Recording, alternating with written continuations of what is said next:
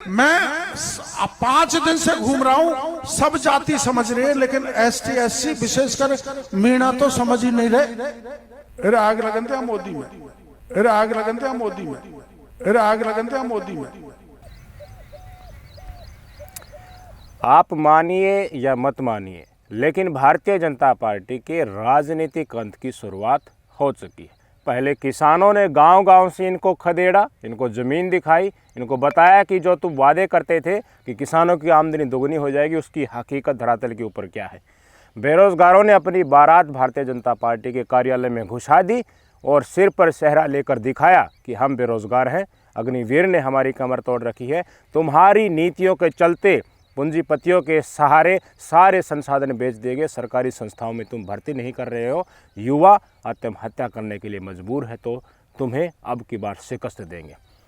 इसके बाद इस देश की महिलाओं की रसोई में बढ़ती महंगाई ने कमर तोड़ी, तो उन्होंने इनको ठेंगा दिखाने के काम किया। उधर से विपक्षी पार्टियों ने 1 लाख प्रति वर्ष सीधे बैंक ट्रांसफ़र की घोषणा की, तो उन्होंने अपना मन बनाया कि अब की बार कुछ न कुछ हम बदलाव करने के लिए कमर कस सकते हैं। इसके बाद क्षत्रिय समाज ने भारतीय जनता पार्टी को दिखाया कि तुम्हारे पुलिसिया दमन के आगे हम झुकने वाले नहीं हैं। जल्द ही आने वाले लोकसभा चुनाव में तुम्हारे कब्र खोदेंगे। जाट समाज ऐलान कर चुका है, महिलाएं ऐलान कर चुकी हैं, हर पीड़ित वर्ग जो इनकी कूनीतियों के चलते जिन्होंने जुल्म इनका सहा है, इनकी गोलियां सही हैं, इनके लट सही हैं, वो इनको राजनीतिक रूप से खदेड़ना चाहते हैं। और अब हमारे देश का सबसे बड़ा वोटर, हमारे दलित समुदाय, SC ST समुदाय ने भारतीय जनता पार्टी को आईना दिखा दिया है। राजस्थान में लेकर चलता हूँ। भारतीय जनता पार्टी के कद्दावर नेता हैं किरोड़ी लाल मीणा जी। इन्होंने खुद मंच से अपने लफ्ज़ों से कहा है कि पिछले 5 दिन से घूम रहा हूँ, हर कोई हमारी बात को समझ रहा है, लेकिन SC ST विशेष रूप से मीणा समाज नहीं समझ रहा। उनके बीच जा रहा हूँ तो कह रहे हैं आग लगा दो तुम्हारे मोदी को।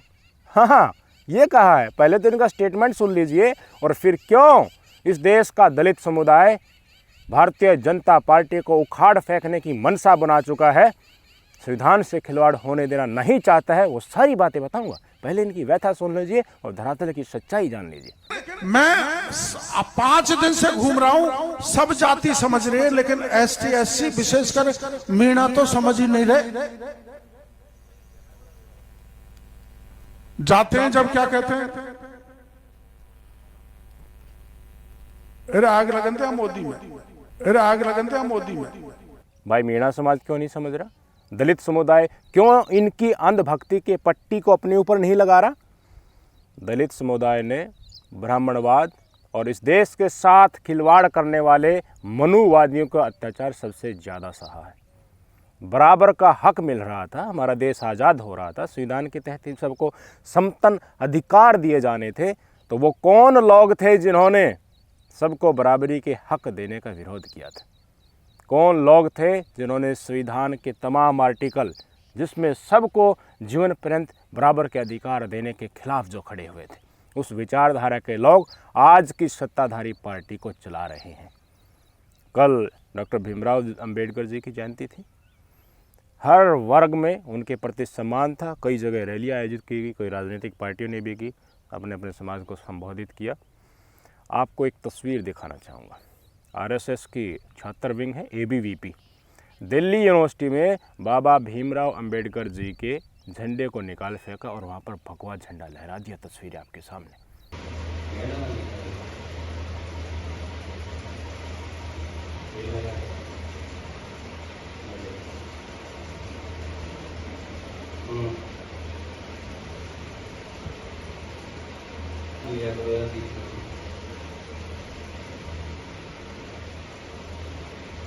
क्यों आपको मेरे पास कॉल कर रहे हैं ना? मेरा नाम बता दो।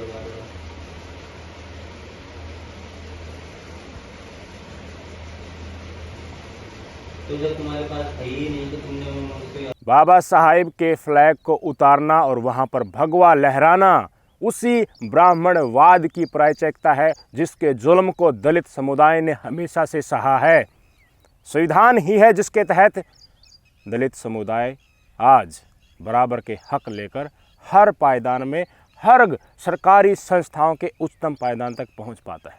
अगर संविधान नहीं होगा तो आरक्षण कहां से लोगे? अगर संविधान नहीं होगा तो जुल्म के खिलाफ आवाज़ उठाने के लिए जाओगे कहां? अगर पुलिस ही संविधान को कुचलकर ऊपर वाले का आदेश मानेगी तो न्यायालय तक तुम्हें जाने कौन देगा? एक सुप्रीम कोर्ट ही इस देश का न्यायपालिका ही बचा है, उसको भी कंप्रोमाइज़ कर दिया तो जुल्म सहने से रोकेगा कौन आपको? तो क्यों ना इस देश का दलित समुदाय पहले ही इनकी भावनाओं को भांप ले और संविधान बदलने की मनसा रखने वाले इन लोगों को इनकी राजनीतिक औकात याद दिला दे। एक नहीं कितने लोगों ने इसी लोकसभा चुनाव के प्रचार में भारतीय जनता पार्टी के लोगों ने कह लिया कि संविधान को बदलने की ज़रूरत है। कांग्रेस ने कुछ ऐसा घुसा रखा है जिसको बदलने की ज़रूरत है। लोकसभा में तो बहुमत है लेकिन राज्यसभा में चाहिए। क्यों? क्योंकि कुछ ऐसे कानून बनाने पड़ते हैं, संविधान में बदलाव करना पड़ता है। किसने? अनंत हेगड़े ने कहा था, राजस्थान की ज्योति मिर्धा ने कहा था, और कल ही एक स्टेटमेंट आ रहा है ललन सिंह जी का। उन्होंने सरेआम कहा है, बीच मंच से कहा कि संविधान में बदलाव करने के लिए हमें ज़्यादा सीटें चाहिए। कुछ एग्जाम्पल बताता हूँ। PMLA, आधार वाला कानून और किसान बिल, ये ऐसे कानून हैं जो भारतीय जनता पार्टी ने मनी बिल का टैग लगाकर राज्यसभा से भी पास करा लिए। राज्यसभा में इनका बहुमत नहीं है लेकिन मनी बिल दिखाकर उसको पास करवा लिया। किसान बिल कहाँ से मनी बिल था? PMLA के तहत अरविंद केजरीवाल जेल में है, विपक्ष वाले जेल में है, ठूसा जा रहा है उनको, इसको मनी बिल का टैग लगाकर राज्यसभा से पारित करवा दिया। इस देश के सुप्रीम कोर्ट ने कहा कि चुनाव आयुक्त की नियुक्ति के लिए एक ऐसा पैनल होगा जिसमें प्रधानमंत्री भी होंगे, चीफ जस्टिस भी होंगे और विपक्ष का नेता भी होगा। ये कानून ले आए संसद में। क्या कानून ले आए? क्या कानून ले आए कि हम प्रधानमंत्री जी होंगे और कैबिनेट मिनिस्टर होगा और विपक्ष का नेता होगा। CGI साहब को हटा दिया। सबसे पहले अनंत हेगड़े, फिर ज्योति मिर्धा और फिर लल्लू सिंह, 3 लोग अपनी मंशा, संघ की मंशा, मोदी जी की मंशा आपके सामने रख चुके हैं कि संविधान को बदलना है। लेकिन ये मंशा मोदी जी की है, मुंह किसी का हो, जबान किसी की हो, मंशा मोदी जी की है, मंशा नागपुर की है। इनको बाबा साहब अंबेडकर के संविधान से आज से नहीं परेशानी है, इनको शुरू से परेशानी है। इन लोगों पर आरोप झूठा नहीं लगा कि इन्होंने संविधान की प्रतियां जलाई हैं। क्या संविधान के साथ खिलवाड़ करने की इनकी मनसा आपको अब तक भी समझ में नहीं आई? किस तरीके से ड्रैकोनियन लॉ को लेकर चुन चुनकर जो लोग आवाज उठा रहे हैं उनके खिलाफ उसको आजमाया जा रहा है। किसान आंदोलन चल रहा था, अभी वाला किसान आंदोलन लगातार चल ही रहा है बॉर्डर के ऊपर। यूपी में क्या ऑर्डिनेंस लाया गया कि 6 महीने तक कोई प्रदर्शन नहीं कर सकता, कोई हड़ताल नहीं कर सकता, कोई आंदोलन नहीं कर सकता। क्यों? इनके बाप का राज है। अभी तक थोड़ा थोड़ा संविधान बचा हुआ है क्योंकि इनको भी पता है कि सुप्रीम कोर्ट डंडा चला देगा। जिस दिन इस देश की न्यायपालिका को कंप्रोमाइज कर दिया गया संविधान को बदलकर, उस दिन चक्कर काटते रह जाओगे, चक्कर काटते रह जाओगे। इसके लिए कई नियम बदलने होंगे, संविधान में संशोधन करना होगा और बहुत सारे काम करने। सरकार तो 272 तो भी बन जाती है, लेकिन 272 की सरकार संविधान में संशोधन नहीं कर सकती। उसके लिए 2/3 बहुमत से अधिक सीट चाहिए या नया संविधान बनाना। तो इसलिए संविधान जब हमारा देश का बना था उसमें धीरे धीरे परिस्थितियों के अनुसार, काल के अनुसार चेंजेस हुए हैं धीरे धीरे, है ना। तो वो चेंज करना जो है वो प्रगति की निशानी होती है, उसमें कोई खराब बात नहीं होती, क्योंकि परिस्थितियां उस वक्त की कुछ और थी, आज की परिस्थितियां कुछ और हैं। हमें उसके हिसाब से अगर कुछ चेंज उसमें करना है। राहुल गांधी ने घूम घूम कर पूरे देश में नारा लगाया कि जाति के हिसाब से प्रतिनिधित्व मिलना चाहिए, जिसकी जितनी संख्या उसका उतना प्रतिनिधित्व। क्यों गलत है इसमें? भारतीय जनता पार्टी की सवर्णों को लुभाने की राजनीति, ब्राह्मणवाद से प्रभावित राजनीति को कौन नहीं जानता। बाहुबली पल रहे हैं, बार बार उन्हीं को टिकट देना पड़ रहा है और वहीं ठसक के साथ अपने तरीके से देश के संविधान को, राज्य को चलाते हुए जा रहे हैं। कैसे लिया प्रधानमंत्री नरेंद्र मोदी जी ने राहुल गांधी के जाति के हिसाब से प्रतिनिधित्व देने को? मेरे लिए तमाम जाति, हर वर्ग, गरीब ही सबसे बड़ी जाति है मेरे लिए, तो ये सब समान है, मुझे तो इनका निवारण करना है।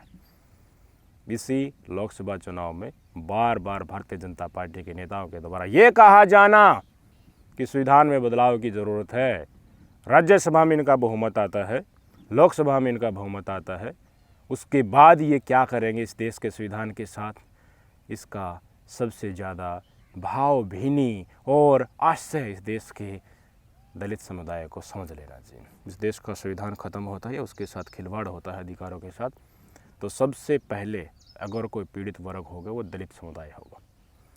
दलित समुदाय की हालत ऐसी है कि उनको डिपेंडेंट किसी न किसी के ऊपर होना पड़ रहा है, चाहे सरकार के ऊपर डिपेंडेंट होना पड़ रहा हो या आरक्षण के ऊपर डिपेंडेंट होना पड़ा हो, सरकारी नीतियों का लाभ लेना हो, कहीं पर भी उसके बिना आज के दिन भी उनका जीवन यापन मुश्किल है। बाकी समुदाय के पास रिसोर्सेज हैं, पैसा है, ज़मीन है, खेती बाड़ी है, उद्योग धंधे हैं, हर फील्ड में जीवन यापन करने का कुछ ना कुछ है। रेयर हो सकते हैं, मैं ये नहीं कह रहा, लेकिन दलित समुदाय की स्थिति आज के दिन भी सबके बराबर नहीं हुई है। इसलिए बाबा साहब के संविधान को बदले जाने को लेकर उनको चिंता है और भारतीय जनता पार्टी वाले नेताओं को शिकस्त देने के लिए उन्होंने ऐलान कर दिया है कि आग लगा दो तुम्हारे मोदी को। भारतीय जनता पार्टी के नेताओं के मुंह पर इसलिए कह रहे हैं। क्या होगा इस देश में आगे आने वाले लोकसभा चुनाव में भारतीय जनता पार्टी का? थोड़ा ही समय बचा है, 19 अप्रैल से पहले दौर की वोटिंग शुरू होने वाली है। रिजल्ट 4 जून को आप सबके सामने होगा। देखना होगा कि कौन विजयी होता है और कौन पराजय होता है। तस्वीरें और जो नतीजे आएंगे वो वास्तव में एक ऐसा राज लाने वाले हैं जो इस देश का कई सालों का इतिहास आगे आने वाले पन्नों में लिखेगा। नमस्कार।